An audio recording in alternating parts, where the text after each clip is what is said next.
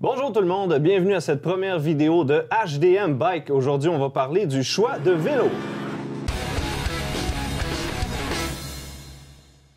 Mon nom est Jason de Hockit.ca, votre communauté de sport sur deux roues, en compagnie de Julien Dosti de DM Bike. Comment ça va, Julien? Salut Jason, ça va super bien. Excellent. Tout d'abord, j'aimerais remercier nos commanditaires Vélo Saint-Basile, Rhythm Bikes, Café Goth Rider Gasoline, ainsi que Hardtail Canada.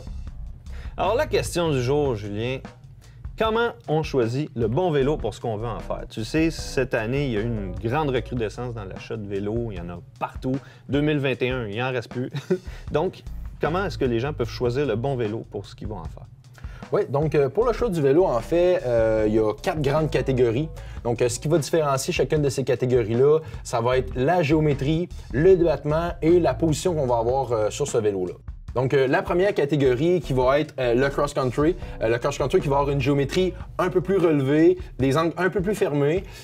Donc, ce que ça va amener, c'est vraiment une optimisation au niveau de la montée. Donc, quelqu'un qui fait 90% du temps, qui veut grimper des montagnes, le vélo de cross-country, le vélo à choisir, qui va avoir entre 90 et 120 mm de débattement. OK.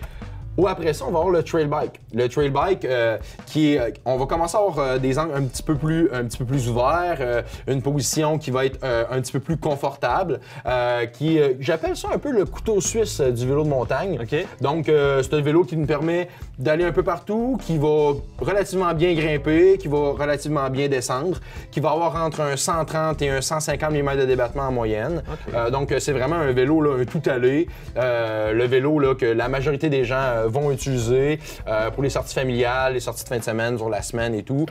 Donc, c'est vraiment le vélo à préconiser. Ensuite, on va avoir la fameuse catégorie enduro. Donc, l'enduro que je regroupe aussi avec le all mountain. Donc, il va avoir entre 160 et 180 mm, 190 mm de débattement. Okay. Le vélo enduro, en fait, c'est un vélo qui est optimisé pour la descente, qui n'est pas optimisé pour grimper.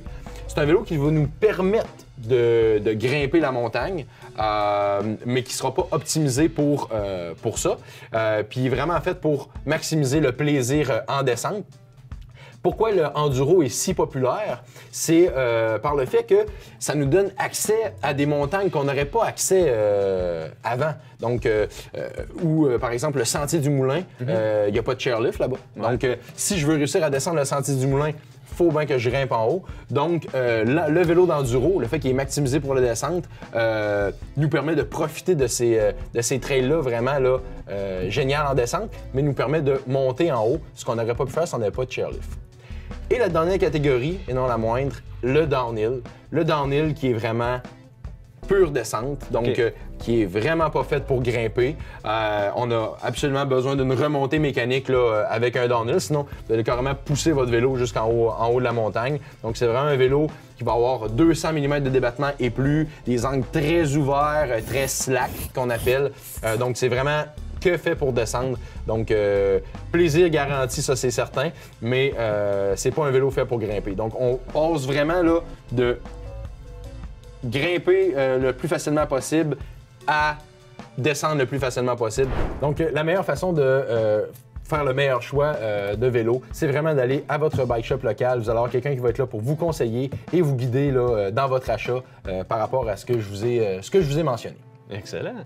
Donc, en fait, pour résumer, on a les 4 types de vélos, le cross-country, le trail bike, on a l'enduro et le downhill bike. Donc, le but, c'est de choisir le vélo qu'on utilisera le plus souvent dans notre activité préférée.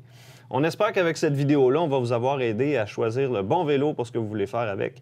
Et puis, on va vous retrouver très bientôt pour une autre vidéo de HDM Bike. Merci, Julien, ce fut un plaisir. Yes. À la prochaine. Merci tout le monde. À la prochaine tout le monde.